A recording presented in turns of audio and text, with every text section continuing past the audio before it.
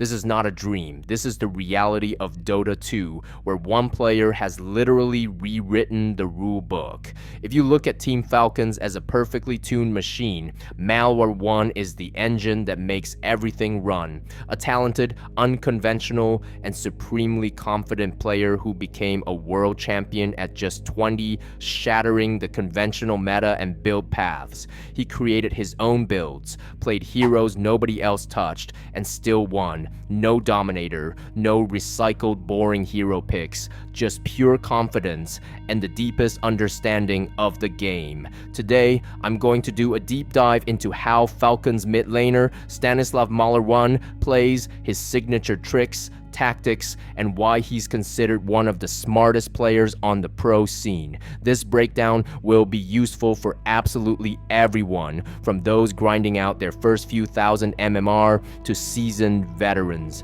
because the moves you're about to see can genuinely elevate your game to the next level.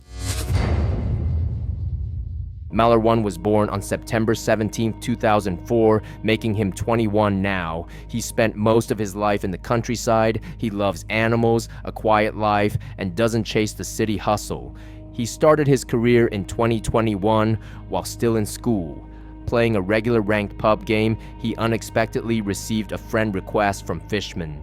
MALR1NE didn't think much of it then, but that acquaintance soon changed everything. Fishman was assembling a stack for the qualifiers, and the choice for mid laner eventually fell on MALR1NE. That's how his story began. First with Creep, then Nemiga Gaming, and a year later, the move to Falcons, where he finally became a world champion.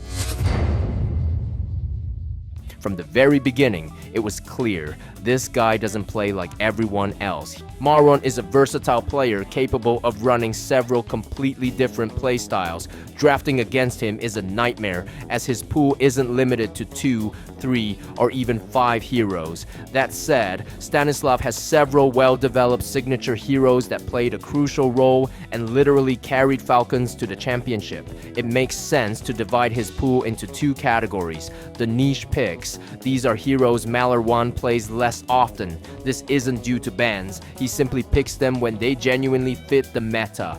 This category includes Earth Spirit, Monkey King, Storm Spirit, Dragon Knight, Furion, Timbersaw, and Puck.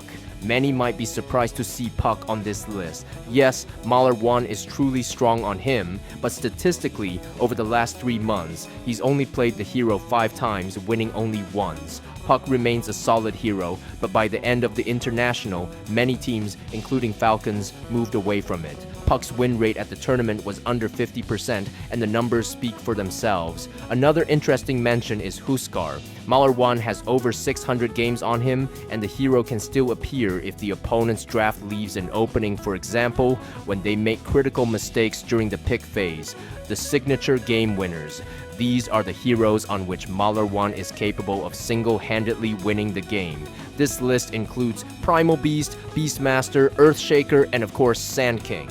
On Sand King, Stanislav played 17 games with an incredible 82% win rate. Over the last 3 months, he has only lost 3 times on the Scorpion. MALR1NE is an extremely stable player. He always has a clear plan of action and rarely makes mistakes. Falcon's confidence in the early game directly depends on his decisions. His experience and calmness allow him to maintain focus even at the largest LAN tournaments. Sand King is MALR1NE's strongest signature. He knows this hero 200%. You could say he literally burrowed into the sand and mastered every single detail. Let's start with the end of the group stage. Falcons faced Team Spirit in a match for a playoff spot. The outcome determined who advanced and who went home. The game starts with a smoke gank. Falcons secure first blood, killing Toronto Tokyo. Notice this, MALR1NE is still in the smoke and places an unconventional ops ward, not the most informative, but extremely hard to deward. It gives the necessary vision on the high ground and helps control the mid lane. Now, for the starting items, 5 iron branches and a stack of tangos. The idea is to buy a bottle as quickly as possible. MALR1NE uses this starting build not only on Sand King, but on other heroes in his pool. In this game, he was facing a mid-Shadow Fiend, a tough matchup. So, MALR1NE preemptively retreats under his tier 3 tower and starts creep blocking to position the wave favorably. This makes the laning stage much easier. We must also highlight the sentry ward placed by CR1T right at the start. Falcon's new SF would definitely bring detection and proactively broke his ward. MALR1 held an extra sentry in his stash to completely deny the enemy vision. It seems like a minor 50 gold detail, but it's these tiny things that let you win even unfavorable matchups. After hitting level 3, walking up to the creeps became dangerous, but MALR1 found a workaround. He brings himself boots of speed, waits for the 4-minute mark, and noticing SF leave for the top rune, he uses the time to pull the creep wave. The plan worked perfectly. SF almost made it back, but MALR1 timely pulled the creeps toward his side of the map. This was a genuinely smart play that had every chance of failing if MALR1 hadn't gotten his boots early. LAR tried to connect the waves and he almost succeeded, but MALR1 reacted just in time and directed the creeps toward his T3. Realizing chasing the Scorpion was pointless, Spirit's mid laner was forced to return. Meanwhile, our protagonist guides the creeps toward his T3 to stack them with neutrals and increase his farm.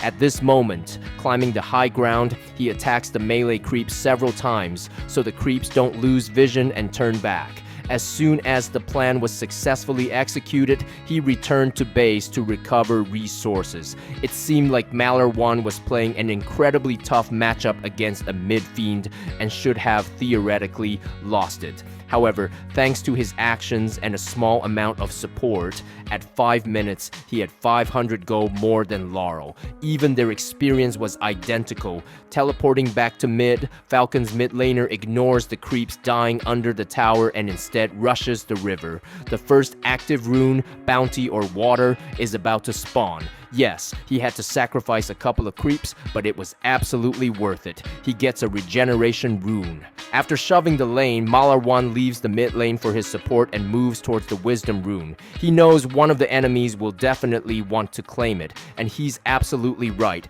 as Shadow Demon is already there. Spirit support tried to contest, but the idea was doomed from the start. Not only does MALR1 get the wisdom rune, but he also secures a very tasty kill. After this, he goes to farm the enemy jungle, stacks the remaining neutral camp, and heads to the river again. There, with support, they meet SF, who also came to control the active rune.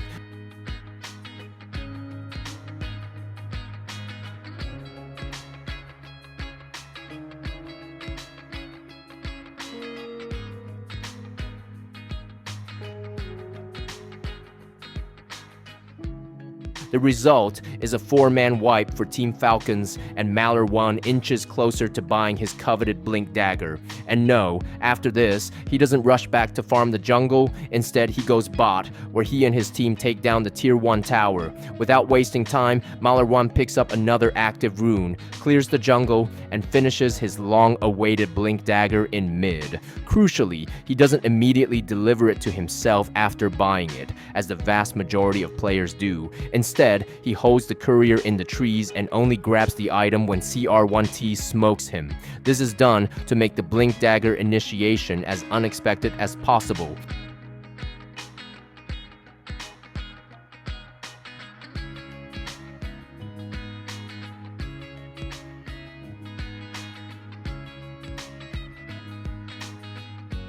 Even though Stanislav ultimately died, the trade was favorable, as they took down 2 enemy cores. Coming out of the tavern, respawning, our hero continued to play aggressively, and his team's advantage grew with every passing minute. They squeezed the enemy's jungle, controlled the wisdom runes, and punished the opponent every time they overextended. It feels like Stanislav is always in the right place at the right time, and despite making a huge number of aggressive, active plays, he still maintains excellent net worth.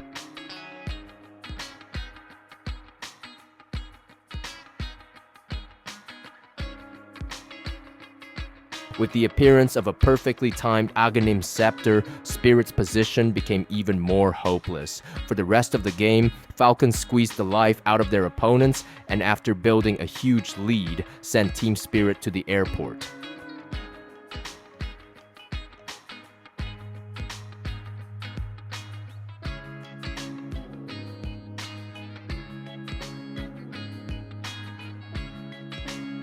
Let's go over all the tricks our protagonist used in this one game. He placed a non-default observer ward that was extremely hard to find. He showed creativity and managed to win a supposedly losing matchup.